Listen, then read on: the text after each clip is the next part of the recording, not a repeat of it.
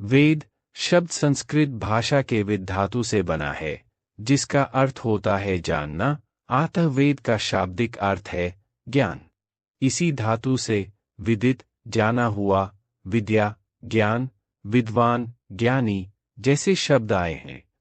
इन्हें देववाणी के रूप में माना गया है, इसीलिए ये श्रुति कहलाते हैं। वेदों को परम सत्य माना गया है, उनमें लौकिक अलौकिक सभी विषयों का ज्ञान भरा पड़ा है। प्रत्येक वेद के 4 अंग हैं, वे हैं वेद संहिता, ब्राह्मण ग्रंथ, आरण्यक तथा उपनिषद। आज चतुर्वेद के रूप में ज्ञात इन ग्रंथों का विवरण इस प्रकार है। ऋग्वेद सबसे प्राचीन तथा प्रथम वेद, जिसमें मंत्रों की संख्या 10,580, मंडल की संख्या 10 तथा सूक्त की संख्या 1028 है। ऐसा भी माना जाता है कि इस वेद में सभी मंत्रों के अक्षरों की कुल संख्या 4,32,000 है। इसका मूल विषय ज्ञान है। विभिन्न देवताओं का वर्णन है तथा ईश्वर की स्तुति आदि।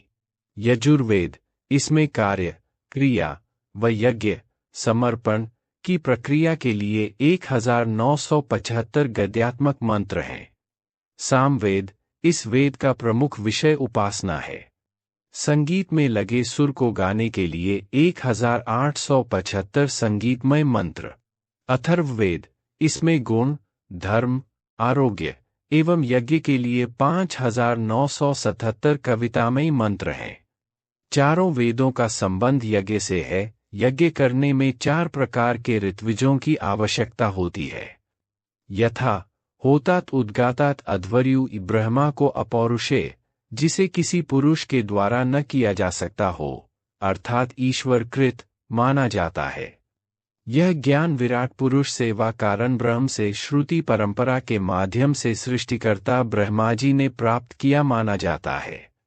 यह भी मान्यता है कि परमात्मा ने सबसे पहले 4 महर्षियों, जिनके अग्नि, वायु, आदित्य और अंगिरा नाम थे, के आत्माओं में क्रमशः ऋग्वेद, यजुर्वेद, सामवेद और अथर्ववेद का ज्ञान दिया। उन महर्षियों ने फिर यह ज्ञान ब्रह्मा को दिया। इन्हें श्रुति भी कहते हैं, जिसका अर्थ है सुना हुआ ज्ञान, क्योंकि इन्हें सुनकर के लिखा गया था। अन्य आर्य ग्रंथों को स्मृति कहते हैं, अर्थात वेदज्ञ मनुष्यों की वेदानुगत बुद्धि या स्मृति पर आधारित ग्रंथ। वेद मंत्रों की व्याख्या करने के लिए अनेक ग्रंथों जैसे ब्राह्मण ग्रंथ, आरण्यक और उपनिषद की रचना की गई। इनमें प्रयुक्त भाषा वैदिक संस्कृत कहलाती है, जो लौकिक संस्कृत से कुछ अलग है। ऐतिहासिक रूप से प्राचीन भारत और हिंद आर्य जाति के बारे में वेदों को एक अच्छा संदर्भ स्रोत माना जाता है।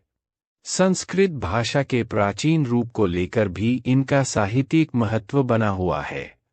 वेदों को समझना प्राचीन काल से ही पहले भारतीय और बाद में संपूर्ण विश्व भर में एक वार्ता का विषय रहा है।